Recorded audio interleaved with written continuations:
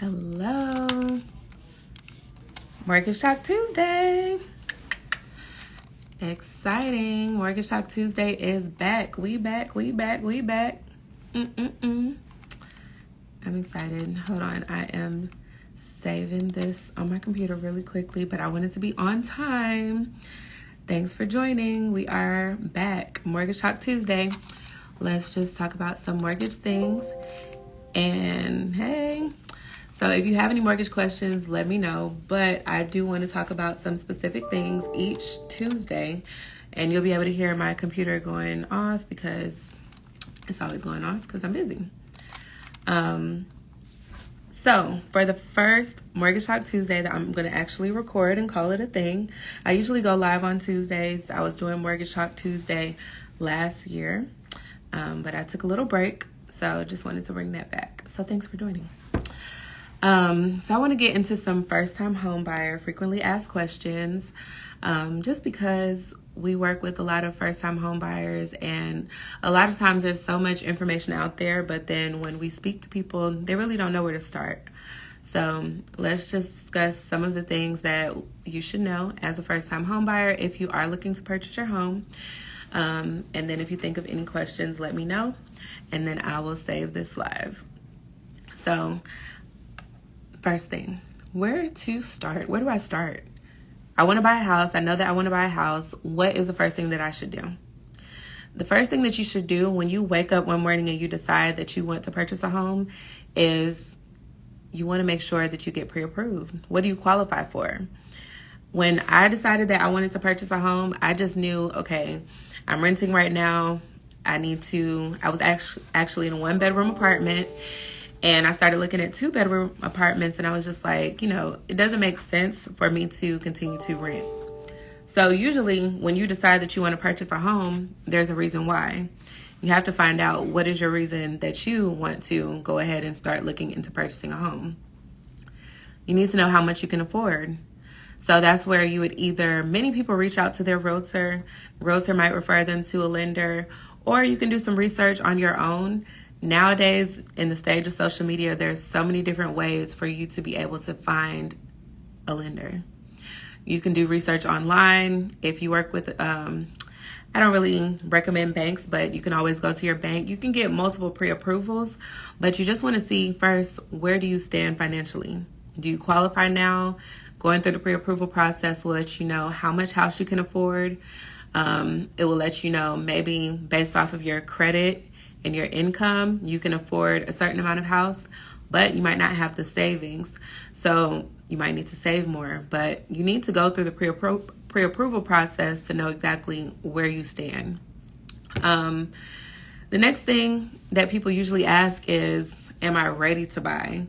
Again, that will take you back to the whole pre-approval process. You will know that you're ready to buy if you have the income, assets, and credit to be approved for a mortgage. Unless you are purchasing cash, which if you are purchasing cash, that's awesome. But if you don't, you need to know, again, do I have the income? Have your job situation evaluated? Have you been on the job for 2 years? If not, guess what? You might not need to be on your current job for 2 years.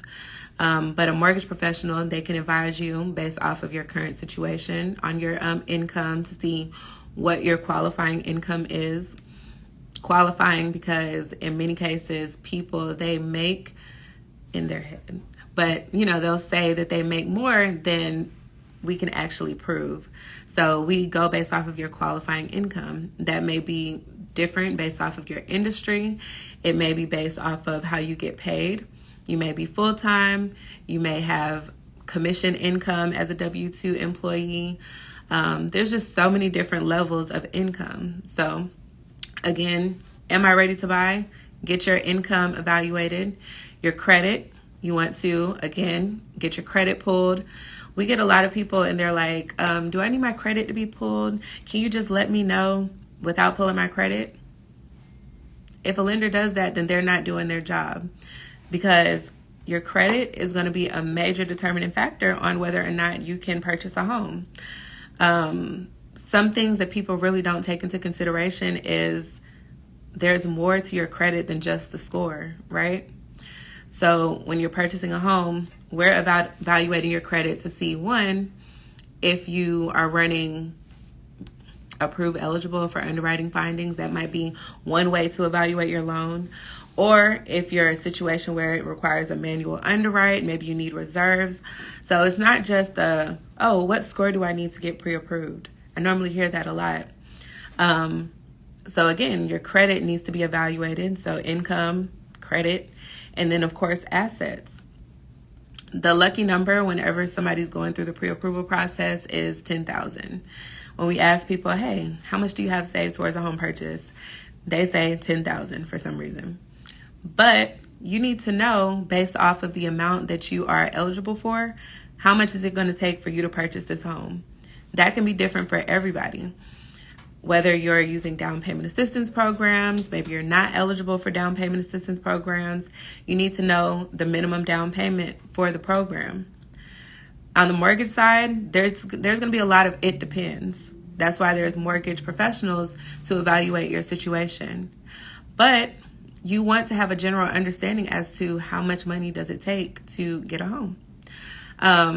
So if you're a first-time home buyer, you may be able to put down 3% for conventional, 3.5% for FHA, 0% down if you're VA, veteran, or if you can find a USDA eligible property, then you might be able to put 0 down for a USDA property.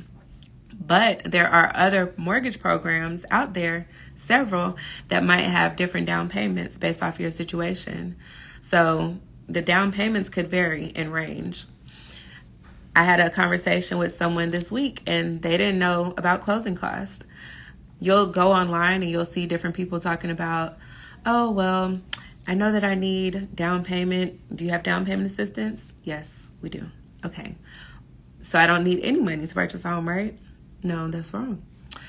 You actually need closing costs. So closing costs, I'm going to do that on another video, but there's closing costs whenever you're purchasing a home. The rule of thumb way back when, way back when, was 3%. That's what people used to say. Oh, closing costs are 3%. So the price of gas has gone up. The price of orange juice has gone up. Guess what? Closing costs in the market have increased. So now I tell everyone you want to have about 5% saved for closing costs. Closing costs are typically going to range between 4% to 5%. Depending on your situation, it could be more, could be less. But if you know that you want to purchase a home and you do not have a property, there are a lot of third-party fees associated with closing costs. So if you're not under contract, it's going to be hard for a lender. It's not even hard. It's going to be impossible for a lender to tell you what your closing costs are going to be, because lender fees are actually a small portion of closing costs when it comes to purchasing a home. So we'll talk about that later. But as far as am I ready to buy, what do you have saved towards a home purchase? Many people, they want to get pre-approved based off of their income and their credit, but they have no plan, no roadmap at all for assets. And you have to make sure that you're not winging it, because you don't want to go under contract if you don't have funds for a home purchase. So part of the pre-approval process, you should be speaking with the lender and they'll be letting you know, hey, you're eligible for this amount of house, but this is how much it's going to cost you to purchase this home. I'm always telling clients to speak with a mortgage professional to know, and don't just focus on down payment, must consider closing costs and moving costs. Great info. Thank you, girl. So there's a lot that comes into it, but people, it might be that they just don't know, but this is where we are trying to educate them. So I'm glad you all are tuning in. But yeah, am I ready to buy? Do I have the income? Do I have the credit? Do I have the assets?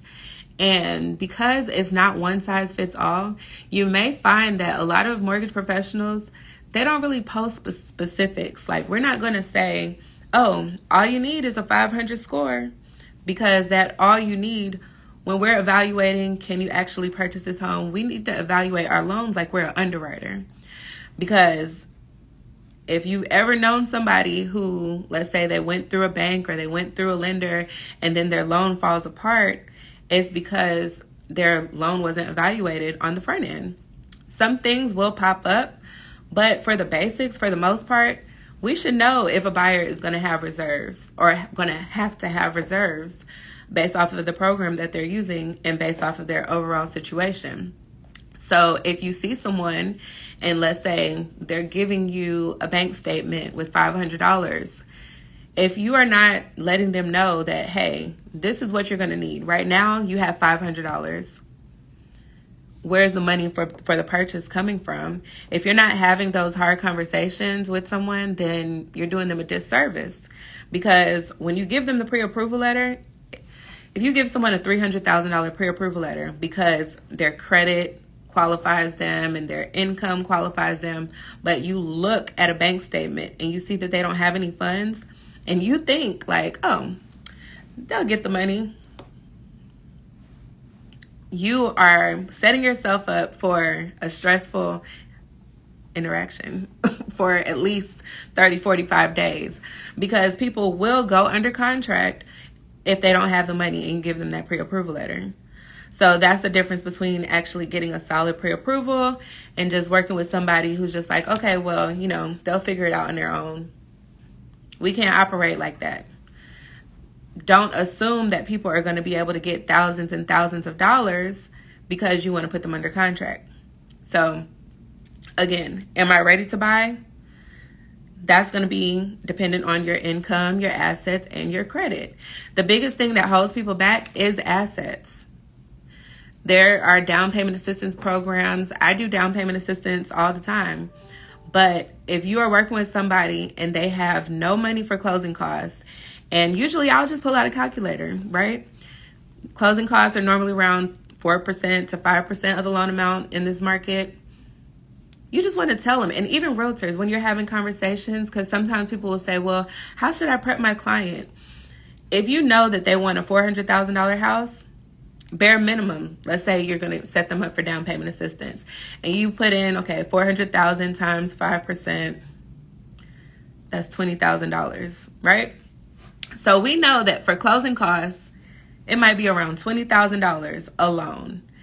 If you have this conversation with this buyer and say, hey, closing costs, they're normally about 5%. So let's say for 400, do you have about $20,000 for closing costs? If they look at you like a deer in headlights or be like, man, I'm never going to be able to buy, then maybe you should start having conversations like, okay, well, what are some ways that we can work this number down? So closing costs, they're about 5%. Hey, Philip. So sellers are negotiating or willing to pay in this market. I think I might be able to negotiate 10. Do you have 10,000 for the other half of your closing costs? If they're like, no, I thought I can get a house for free, then maybe that's somebody that probably isn't ready to buy. But if you have someone and they're like, okay, well, I do have a retirement account, I have a 401k, I have, you know, all of these different things, it gets their wheels spinning because they're like, okay, realistically, if I get down payment assistance, I'm going to need closing costs. Versus someone just thinking, oh, I can get a house for free and giving a bank statement for $500. Like, well, can I get pre-approved? You know, that's not as realistic. So these are some conversations that, of course, I have with my clients, but you can have them if you're on the forefront, whoever is on the, I guess, front end of the transaction, meaning that person woke up and said, I want to purchase a house. Let me go to this person. Sometimes it's the realtor. Sometimes it's the loan officer. Sometimes it might be a credit building specialist, whoever it is, financial advisor. If you're advising them, this free information that's out there can help them ease into the complex situation of going through the pre-approval process, because we're telling them bare minimum, they're going to evaluate your income, assets, and credit. So any questions about that so far? Or do you have any questions about kind of where do I start? Am I ready to buy? Cool. If you do, drop them in the chat. And the other thing is a first-time home buyer. Well, another first-time home buyer question that I always see is, when can I start looking for a home? So you may have some realtors that will actually take people to look for homes prior to getting them pre-approved. In my opinion, that's not really the right route that you want to go, because you might have this person's heart set on getting pre-approved for a $500,000 house because they're like, yeah, I make 6 figures a year, but they might have a lot of expenses. So they might only qualify for 400. They might only qualify for 300. When they get that information, it's kind of like having to backtrack and get them to reshift and refocus their mindset, because they've looked at all these houses. Anything that you show them that's less is just going to be a turnoff, you know? That's why I suggest speaking with a lender or referring them to a mortgage professional. That way, hey, they can know, okay, you need to complete an application, upload your documents. The lender is going to evaluate everything and let you know how much house you can qualify for or how much house you can afford. And then we will start looking for a home. But if you start having them look for a home and, you know, they'll just send a document here to the lender, there's really no sense of urgency for them to send documents and actually fully go through the pre-approval process. Philip said, would you recommend going to a lender first before a credit repair specialist? Of course, I definitely would, because the qualifications and guidelines for a mortgage, they're so intricate and detailed that sometimes people, they might not need to have the perfect credit to purchase a home. I talk to people and they may say, they may say, oh, my credit isn't good. I got bad credit. Then I look at their situation. I'm like, you don't have bad credit. So credit is just one of the things that are needed. But to qualify for a mortgage, what you need to qualify for a home, or for an auto loan, or for a credit card, or for personal loans, it's going to be different, because this is a secured loan backed by collateral. There are government loans. There are investor-based loans. So when you go to a credit repair specialist, credit repair, they're going to look at something totally different. They don't know the mortgage guidelines. They don't know what programs are available. And there are hundreds of programs available.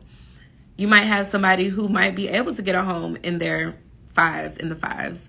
Last year, well, we're in January. Last year, I had a few VA loans because we announced that we went down to 500.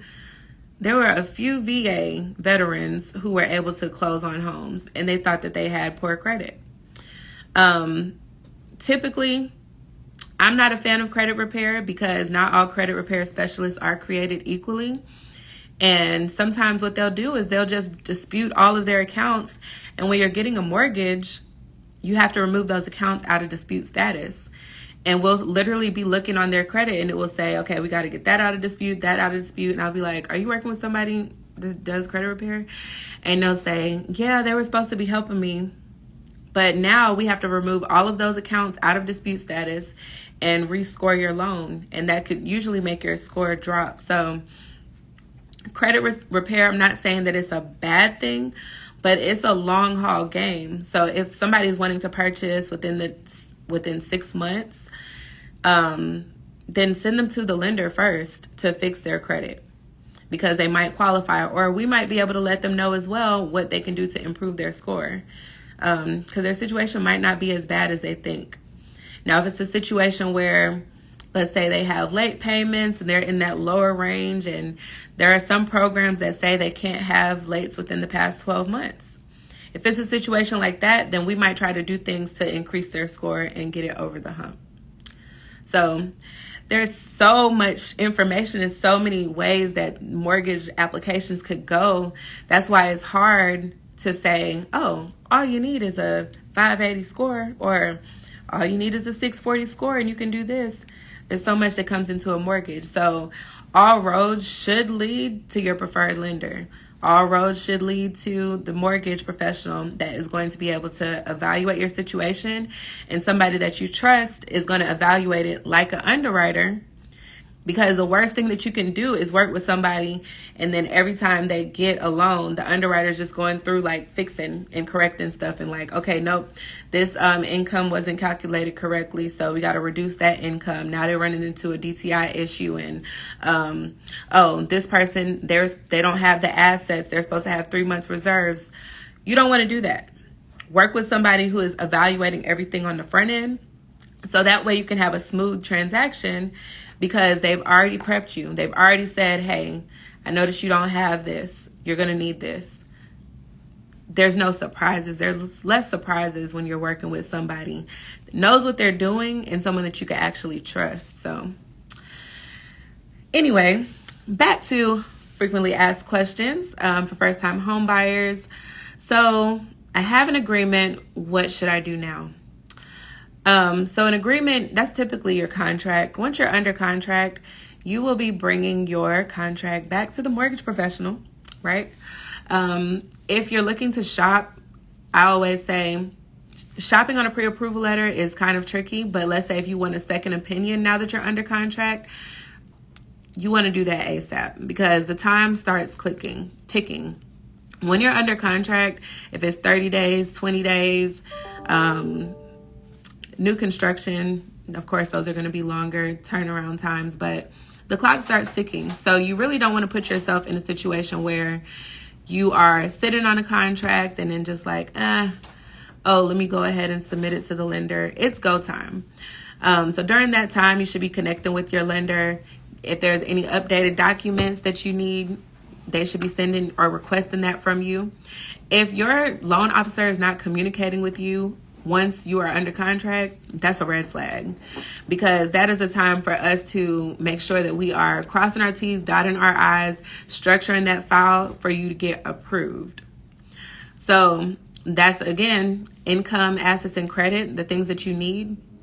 If someone goes under contract and they don't have the funds for closing, how are you going to close on the home? And why did you go under contract?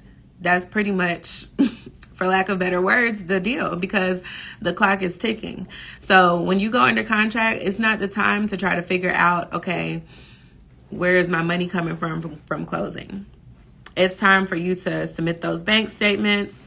If you're receiving a gift, submit the gift donor's bank statements, get gift letters, get your insurance quote. Like, there's a long checklist of things that you do as soon as you get that contract. So we celebrate, offer accepted, but on our end, it's go time. Let's cross those T's, dot those I's, get your loan approved, get the appraisal ordered. You're going to be getting probably an inspection done. So, you know, that's the fun part. We love contracts because that's when we can start maneuvering and allocating all of these things that everyone needs to do to help to get you to the closing table. So I think that was a good little overview of some of the frequently asked questions for this first Mortgage Talk Tuesday. Since this is my first official one, again, for those who joined later, I was doing Mortgage Talk Tuesday before, and then I stopped. And I just started randomly going live. So I really want to come every Tuesday for a few minutes, like a lunch and learn vibe, and just talk to you all about mortgage things. Let's talk about some mortgage things. So if you have any questions, you can always ask me. Feel free to reach out to me. If you want mortgage pre-approval, let me know. I will send you the instructions for pre-approval. And yeah, we can just go there. But the more that we educate ourselves, it's really hard to educate yourself by a 60-second clip, right? So I want to be able to do this with you all. It was a good 25-minute conversation. And next Tuesday, I will be back again at 12 o'clock. So make sure that you join. I'm going to save the live, but I'm going to see if I can save the live on my website, Equity is Mine. Since this is the first one I'm trying to do like that, I will let you know if it works.